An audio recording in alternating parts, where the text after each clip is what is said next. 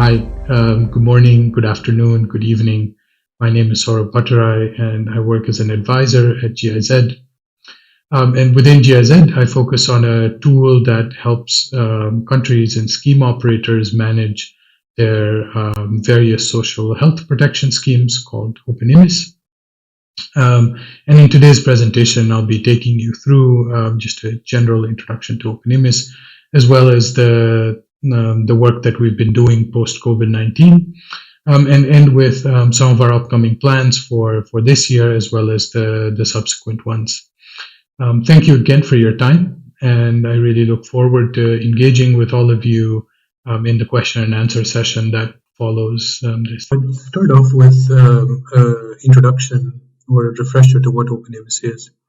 OpenIMIS is an open source software for managing health financing processes. It basically helps in digitizing the link between patients, providers, and payers for healthcare.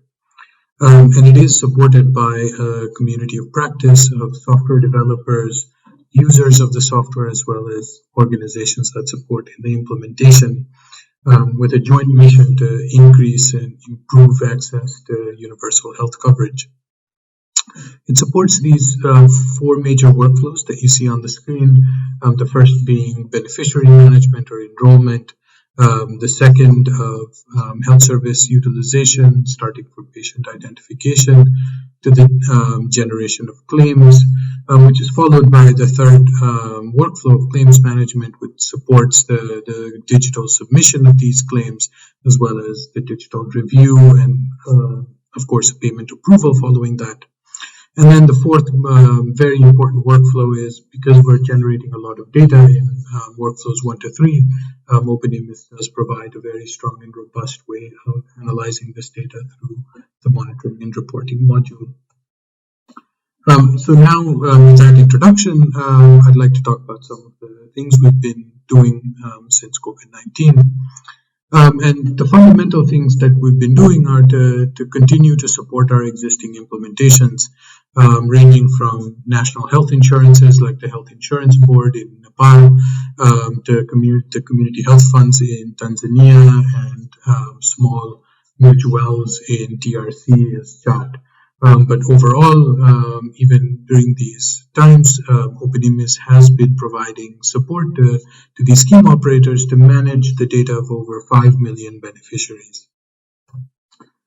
But we have been working on some new implementations as well as functionality in the past year, and we have been looking beyond health to take advantage of the functionality that's already available in OpenIMIS and expanding it for other social protection schemes. And a prime example of that has been in the Gambia, where OpenIMIS has been modified to manage a COVID-19 emergency cash transfer scheme.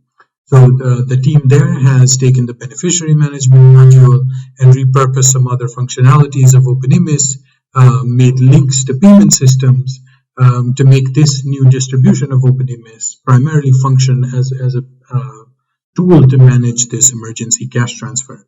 And we're working closely with the partners to see how we can expand this to beyond this emergency scheme. But in addition, we have been continuing to focus on standards and interoperability, as we believe that is a core function of digital health tools. We have been mapping the OpenIMIS data model to be FHIR compliant, as well as working on direct interoperability with other global goods, such as DHIS2 and OpenMRS and BAMNI. And together with this, we've been working also with OpenHIE for defining some generic health financing workflows in an interoperability architecture. So taking the experiences of OpenIMIS, but expanding it beyond than just OpenIMIS and developing a generic workflow. Now looking ahead, in 2021, we aim to continue our partnership with AIM to grow the community of practice that we've already established. We will be focusing, as before, on capacity development for stakeholders in the region. We will be providing support for countries and scheme operators interested in deploying OpenMS. And of course, as just mentioned before, we will strongly promote the use of standards and interoperability in digital health.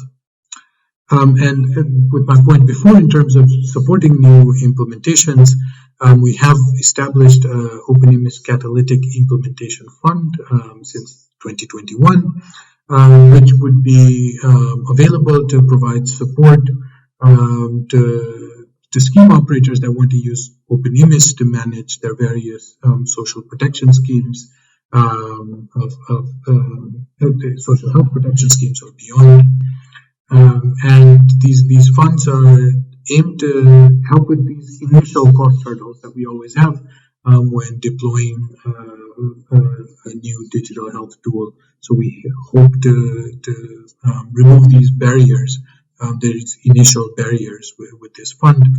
We will be providing more information in the coming days and weeks on our various channels, as well as through AHIN. So please do stay tuned for an AHIN hour on this topic in the coming weeks.